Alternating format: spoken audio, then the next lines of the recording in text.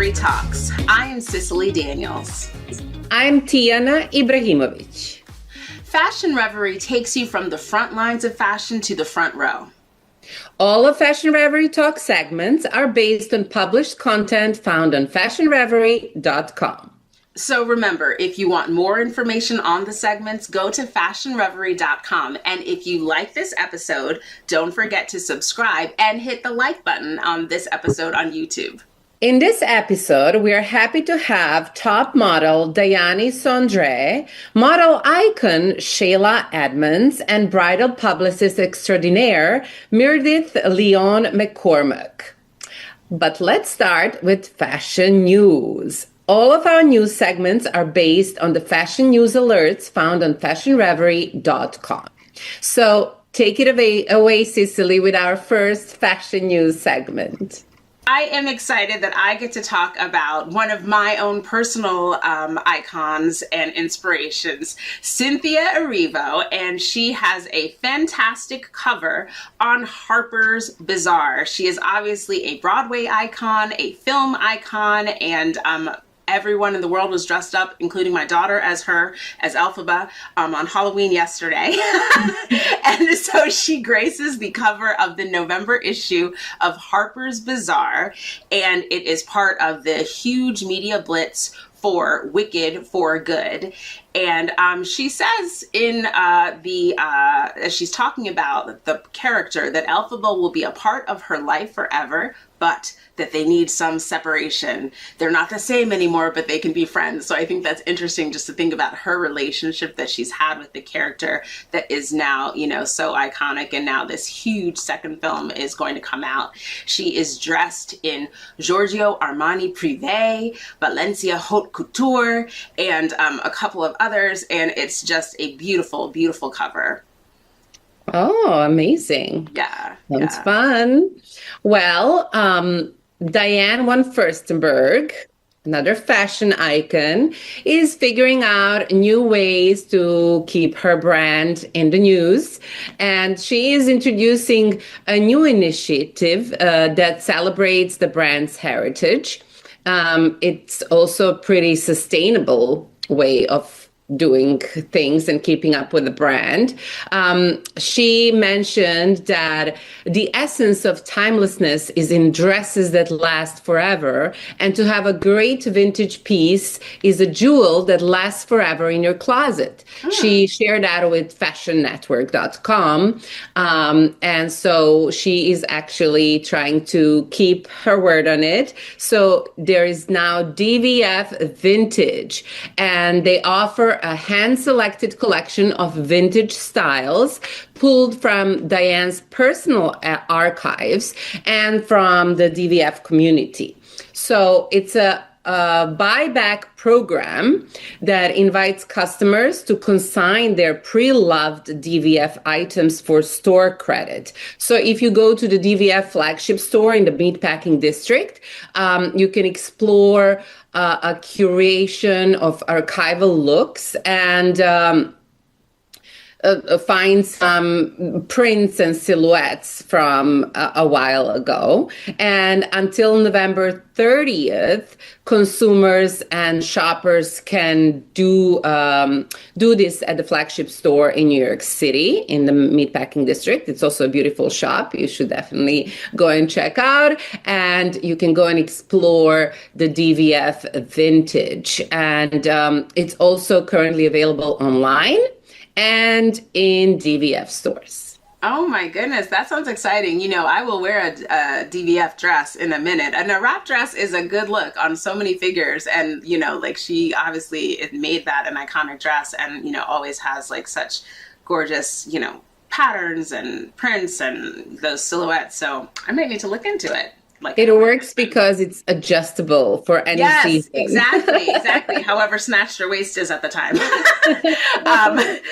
My last bit of fashion news is about Allen Iverson, NBA legend icon, who has teamed up with Guess Jeans for a limited edition capsule collection.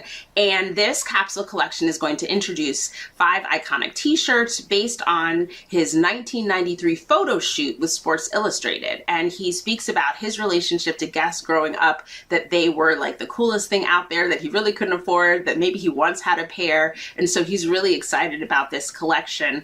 And the brand is saying that Iverson is representing a generation that has changed how we see sports, fashion, and identity. And they want his authenticity, resilience, and energy are embodying what Guess Jeans stands for today. So the t-shirts will retail for $44 a piece, and they will show an 18-year-old Iverson when he was beginning his professional career. So yeah. Oh, so inspiring for a lot of people, I bet. Exactly. And that is it for our fashion news. But if you want to stay up to date, you know where to go, fashionreverie.com.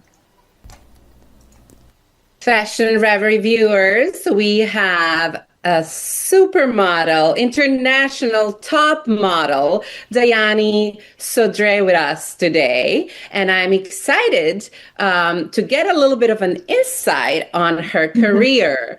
Daiane, welcome to Fashion Reverie Talks. Thank you so much. It's a pleasure to be here with you guys today. I'm super excited. I'm excited to hear a little bit about your road to success that you're currently enjoying. You are from Brazil. I would love to know a little bit more about your background and how did you grow up? I heard a little bit of stories at the events we both attended. So I'd love for you to share it with our viewers. Yeah, absolutely. And I cannot wait to meet you in person. Yes. So I'm from the city in Brazil called Baixa Grande. It's in the northeast in Bahia. It's like 25,000 people. And, I was chosen. Yes. And I have 12 siblings. Wow. I'm the youngest of... Only? You're the youngest? Yes. Yeah. I'm the youngest. I'm number 13, which is pretty crazy. I know. Lucky 13. Yeah. I started to love the number 13. And I grew up very poor family in the north of Brazil. It was very interesting, like having that change in my life from coming from this little town in Brazil from a poor family to just living in New York City. That was like a lot to process. It was like a big challenge, but I always wanted that change. I always wanted to do better for me and for my family. So when the opportunity came, I moved to a different city. I wanted to be a psychologist at some point, and then everything changed, and then I had the chance to go to a convention for models, and I was chosen by all of them. And then I moved to São Paulo, and then after 3 months, I came to New York for my first time. So that was it felt like it took a long time, but everything actually happened so fast, and it's so interesting. It was always my dream, to be a model. I always wanted that. Mm-hmm. But at some point I thought, oh, you know what? My family want me to be in school. Maybe it's not going to happen. And then from one day to the other, everything is just changing. It's just until today, when I think about it, I'm I can't believe that, that actually happened, coming from where I came from, to where I am right now, it's wild. It's a wild dream, I'm still dreaming. So what would you say attributed to your rise in fashion? Definitely consistent work. I think it's very important to stay focused and have an amazing team with you. I'm very grateful for my agency, the Lions, for my family, for my friends, everybody my clients who gave me the opportunity, who gave me support and that believed in me. I think that's very important to stay focused, take care of your mind and your body, and always have faith and always believe in yourself. I think that's very important. Never give up on your dreams. I always say that. Might sound a little cheesy, but I think it's very important to like never ever give up on your dreams. Mm-hmm. And faith, you mentioned, so that's good. Yeah. So now, just recently, there was a huge highlight in your career. I think it's every model's dream. So you recently walked in the Victoria's Secret show. Oh my God.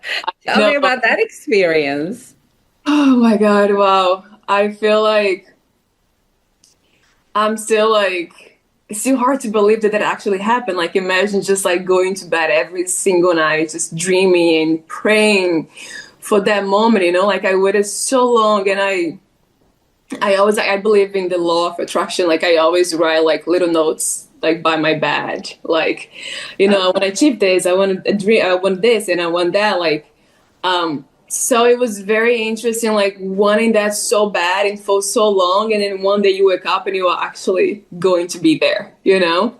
Especially like coming from where I came from, like what are the chances? Like that this little girl from like this little town, like she has 12 siblings, a poor family, is gonna walk the Victoria's Secret fashion show. You know, it's like that doesn't really happen very often.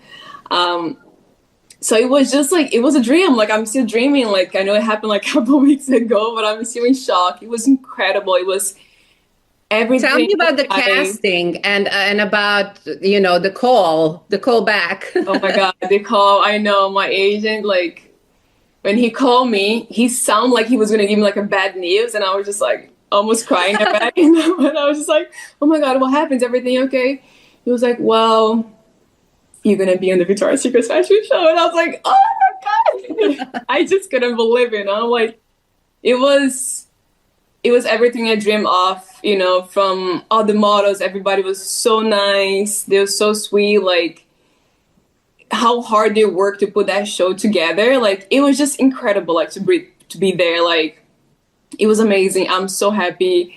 I worked so hard for that moment, and I always believed, you know, like I always say that, like, you become what you think about all day long, you know? And that's like, I visualize myself being there and walking in the show. And I'm just so happy, you know? It was just incredible. Like, it was just amazing. It's hard to believe it, you know? I feel like sometimes I'm still, when I sit down and I think about it, I was like, wow, that actually happened. Like, I actually did, you know? I'm just super happy, super happy.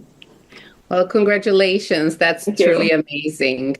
Now, let's talk about philanthropy, because you are an ambassador for delivering good, because you do believe in giving back, which I think, you know, it kind of brings more success sometimes. And so could you tell me about how did you learn of delivering good, and how did you connect with them, and why exactly delivering good cause?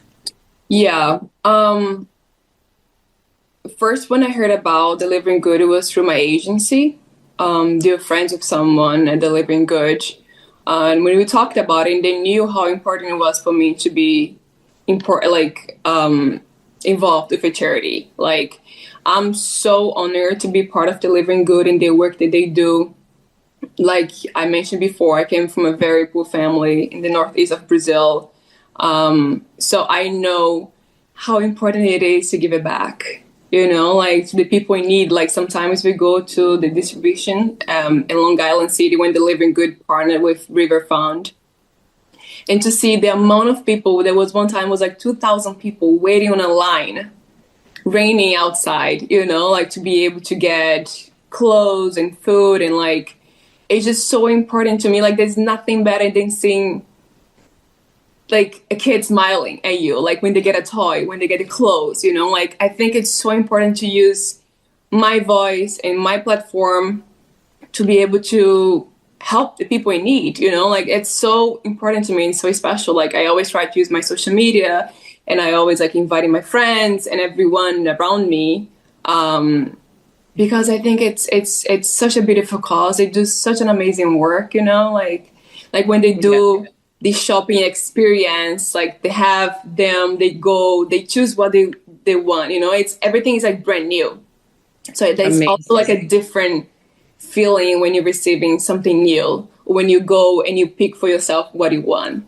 You know, it just gives, I don't know exactly the word, but like it just gives you like, I don't know if it would be dignity. Like it's just such a different feeling when you're able to go and choose what you want to wear, you know, like you're picking something. Yeah.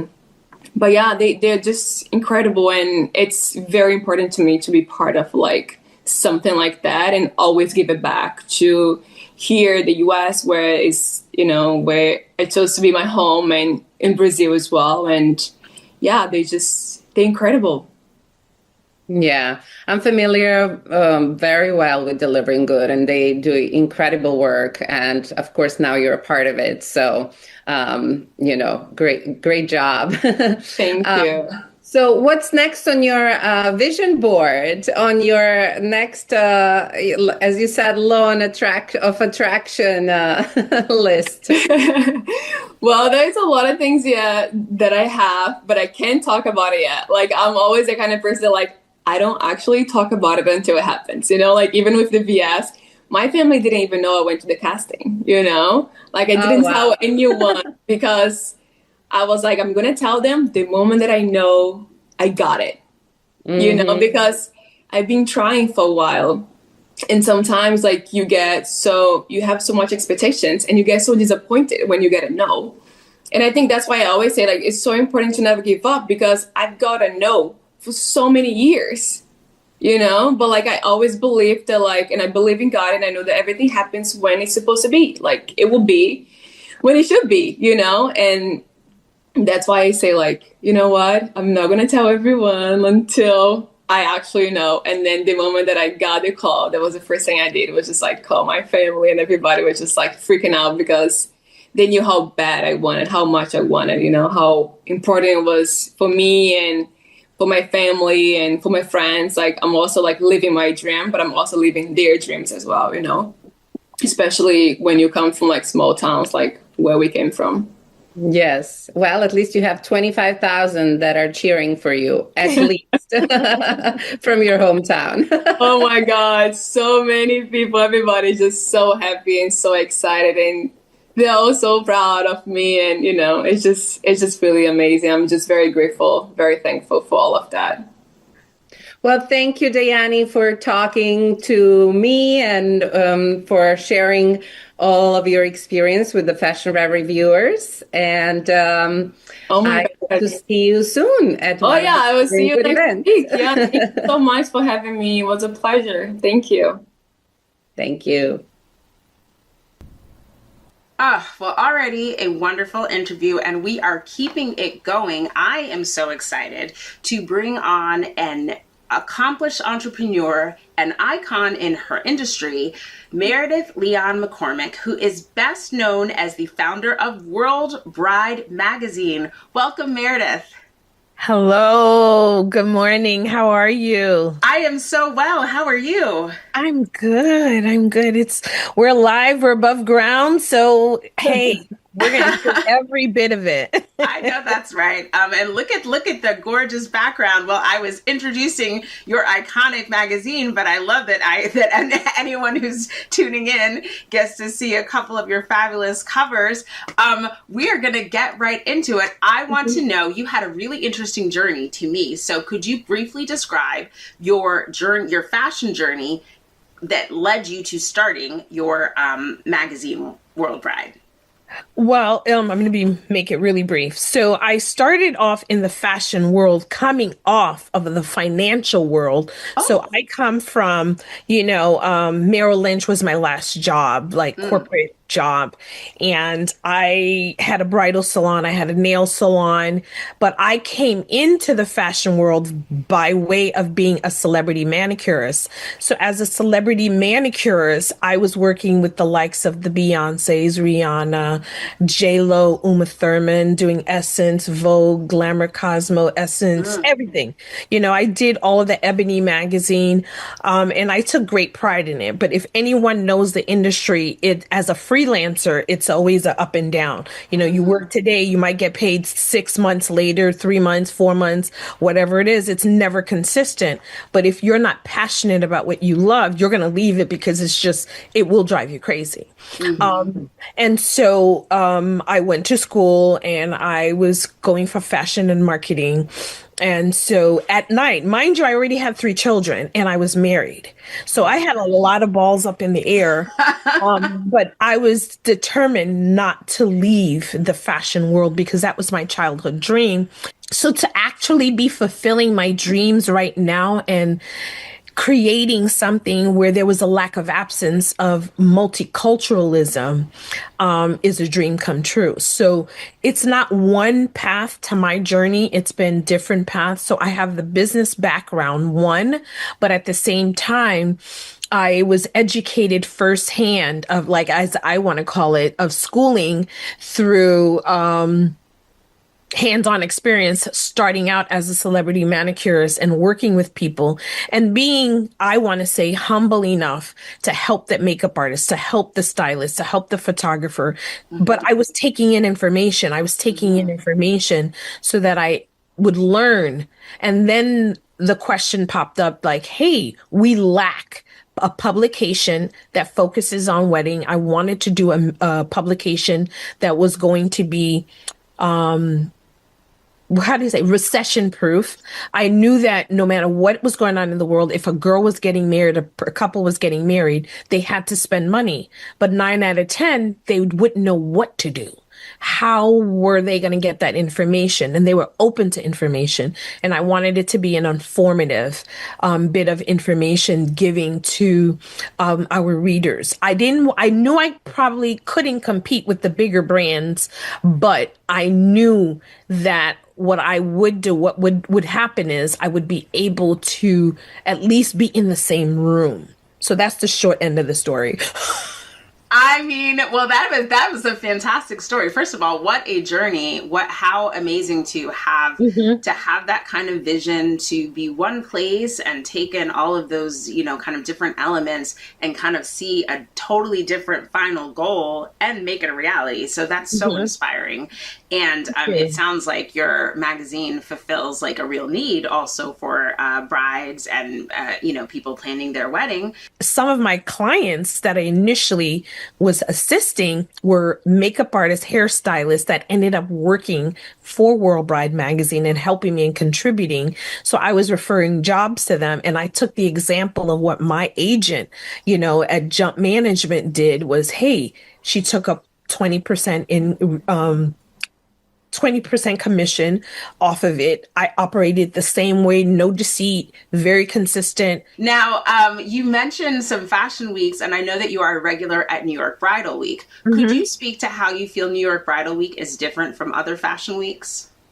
Well, first of all, people have to understand that bridal market and ready to wear and couture, haute couture, they all happen in different places and in different spaces. They have London Fashion Week. They have Men's Fashion Week. They have Paris Fashion Week. They have Paris Couture Fashion Week.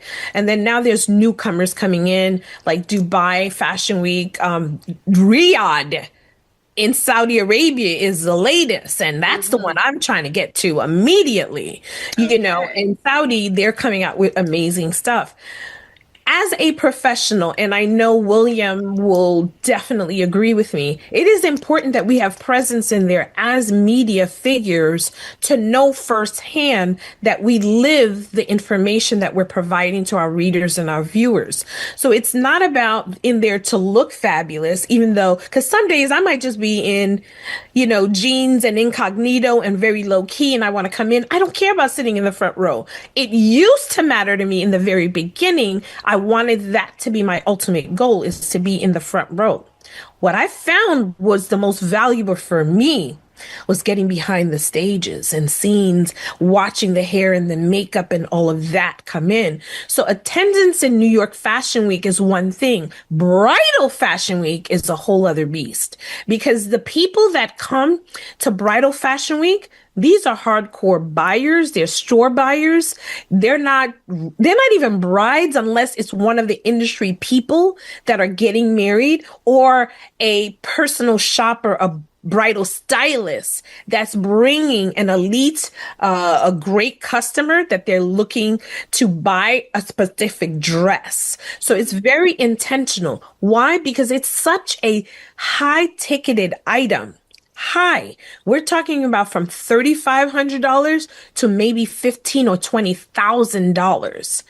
So these brides are invested in it. They have a planner, they have a shopper, they are intentional. So it's not as willy-nilly, or it's not entertainment. It might be entertaining, but it's not for entertainment. These vendors, these designers are investing a lot in creating one dress. A sample can go for them to produce $1,000 to $5,000, so that their prices that they're giving you is huge, because the investment from fabrication, from sourcing, resources, manufacturing, production. So if people don't understand why a dress costs a certain way, really investigate that.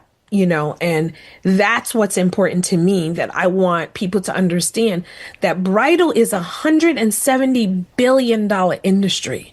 It's not for the weak of heart. It's a lucrative business. It's an expensive business.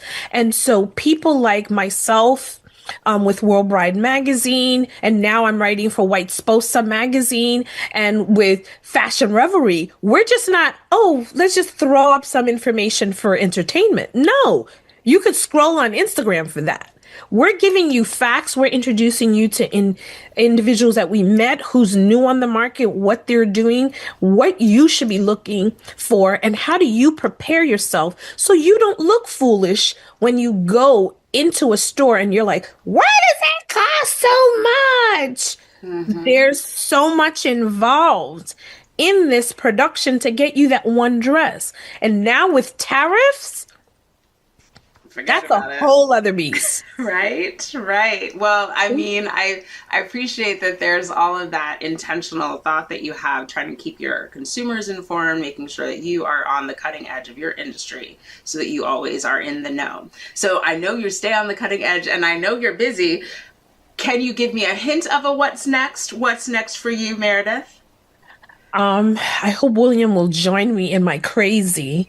And I think we're going to work on, no, I don't think, we are already working on a documentary on the bridal fashion industry, making it into a movie, almost something like The Tent, and something like, Michael Jordan's movie that tells the backstory of the wedding industry. That's one. And then the second component to that is we're working on a coffee table book that celebrates 20 years of our existence, and why journalism is important, and why hard copies, flip the page magazine is still relevant. Yes. So those are the two major things. And next year is going to be our 20th anniversary. And my goal is to cook up 20 years, 20 activities, and 20 ways you can celebrate with World Bride magazine, whether you're married, getting married, want to get in the industry, and just celebrate with us. And I invite other publications, other publishers, other writers to join me. I don't care if you work for The Knot. I don't care if you work for Fashion Revelry. I want you to join me, because at the end of the day, people want what they see the most of. If you're a one-off, people are like, nobody's interested. But if there's a conglomerate of us as media and platforms sitting there, it shows that media is not irrelevant, that we're important and we have something to say. And we're not just giving out our opinions. We're literally giving you facts, nuggets, and we have access that you don't. And our job is to deliver it to you. And that's why we want people to understand what they're investing in. So that's really the ultimate goal of both the documentary and the coffee table book and the celebration all in next year. That free is not free. So to support, for us to continue what we do, we want people to support us. And that's what the whole purpose of those two things are, is to show that we exist to deliver information in love and in passion. I love that. Myrdith, thank you so much for joining us. Very inspirational, very informative. And obviously, if for any reason you are a bride or in that time of you're getting ready to plan on being planning a wedding, World Bride Magazine is obviously where you need to go to get the information that you need. Myrdith Leon-McCormack, thank you so much for joining us. And I hope that you'll come back and talk to us again. Absolutely. It's a pleasure and an honor. Thank you. I think I'm going to call this the episode of inspiration because we have one more extraordinary guest for you. She is an internationally renowned model, one of the first Black models who made headway in Europe, and she is also a multi-hyphenate. So was the beginning of an extraordinary journey. I am so honored to bring model and performer Shailah Edmonds to the show.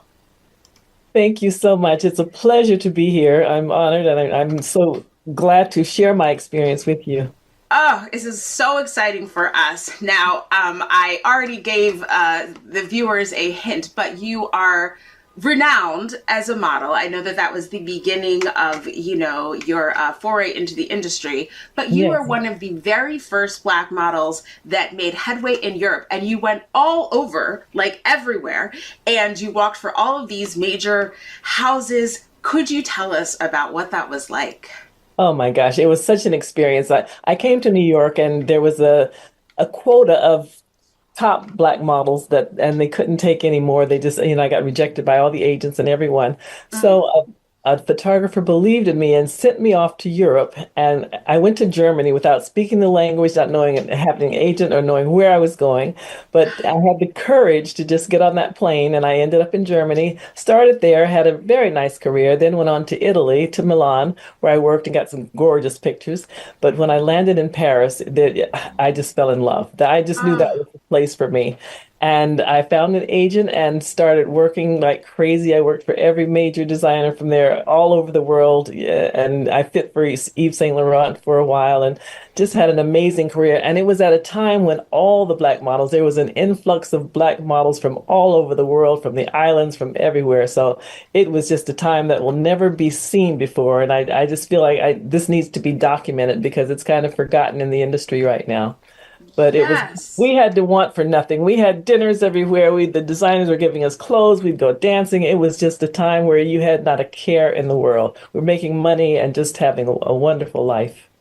It seems extraordinary. And for our viewers who want more information, if you could see a little bit of Shailah's backdrop, she has a published memoir called Wild Child to Couture Style, which I love the name of.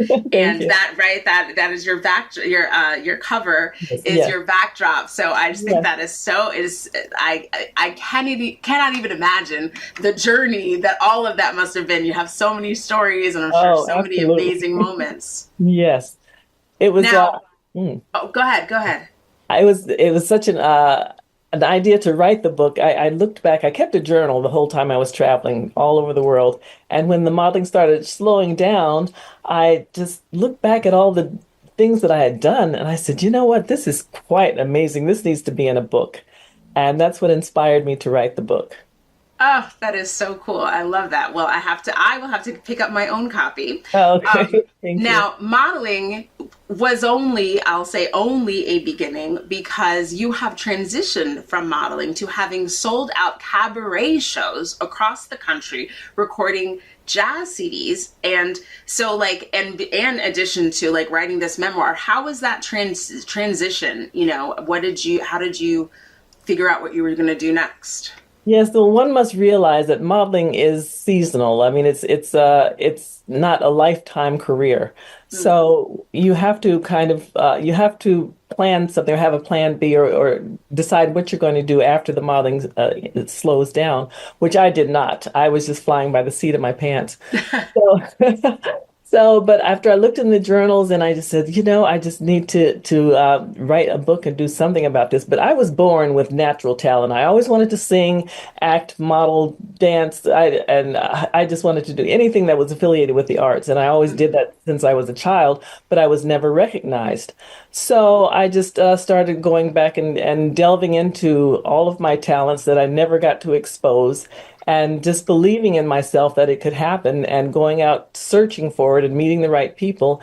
And, finally the singing, I met the right people who started me singing around the city. I've sang in all the prestigious places around New York City area.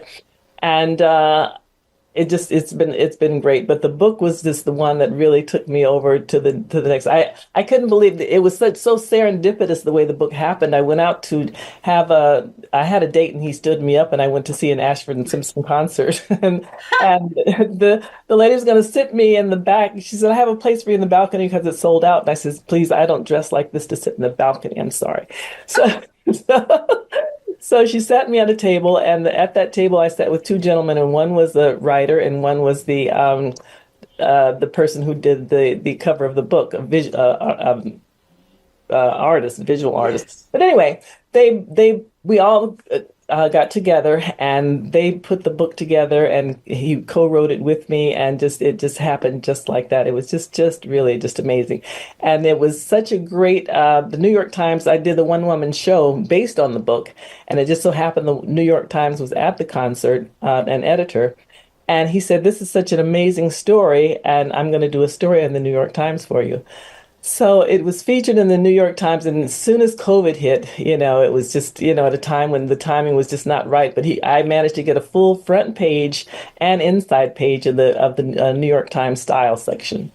Oh So my gosh. yeah, that made the book sell internationally and just had a whirlwind of a success. But then, and then I even got a film offer for the book. Well, One very yes. well. I'm sorry. No, yes, go ahead about the film Yes, offer. one very well-known supermodel offered me a film deal offer, and it was the time COVID hit, and just something happened. And it's just COVID just knocked everything Hollywood just on its head, so that the offer never came through. And after COVID was over, it was just so hard to pick up the pieces to try to get it rolling again. And, to do it on your own, it's a whole different ball game than to have someone back you and, finance it themselves. So that's why I'm on a mission now. I have in my heart, I always wanted to do this film, and I have it in my mind to do it. So I took it upon myself. I financed the whole thing and just hired the models. I mean, hired the actors. I went into my closet. I got the wardrobe for the film, and just did everything. Directed, produced, executive produced the whole thing, and I put it out there. I just put it out into the universe, and that's what you have to do sometimes when you follow your dreams and just throw it out there. And sure enough, there's the New York Short Film Festival picked it up, and That it is so amazing. does. Thank you. Yes, well, it is going to be on November 9th. Yes, And the film is called A Star Alone, correct? yes, So A Star Alone will be shown at the New York Short Film Festival. So for all of our film buffs and also, fashion industry buffs, like, this is going to be amazing. So, I mean, I love what you said about just that self-actualization. I think that's kind yeah. of the theme of this episode, really having a vision for yourself and then figuring Mm, out how you're going to follow through on it. absolutely, And in absolutely. seeing you do that, I think that it's so inspiring to other people because it Mm. helps to empower us. It helps your path help to empower our first guests, you know what I mean? The Yes, steps that you absolutely, took. absolutely. And Yes, so that's so wonderful. Now, obviously, you have a film debuting, you have a memoir, and you have this extraordinary career that has happened and is continuing. Will you tell our viewers if there is a what's next, if it's a secret, if there's something you can share?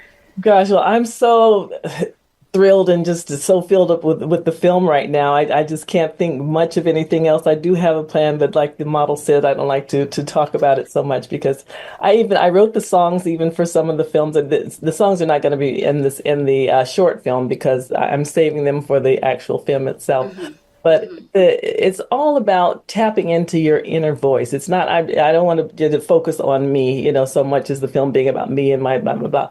But it's about inspiring people to tap into their inner voice, listen to that inner voice, because I didn't have parents or family to guide me or anyone to help me. It's all about, this was a self-made project, a self-made model, self-made writer, singer, everything. So it's all about believing in yourself and getting the training and the expertise that you need to succeed and just going for it. So I hope it is an inspiration to all. So I want to just finish this, just get over this debut, this premiere, and then I'll see what the next. But I have a few more film festivals one other one, especially two other ones that have accepted me as well for next year. So I just want to take this on the road, and hopefully, just like spaghetti, you throw it against the wall and it'll stick somewhere, and someone will take it to the next level. That is so fantastic. Well, it is so extraordinary to get to meet you. I mean, and for anyone, like I said, like a fashion icon, and truly the life that you have lived is inspiring and continue to live, and just really seeing that path for yourself and making it happen. So Shailah Edmonds, thank you. I'm sorry, just got excited. I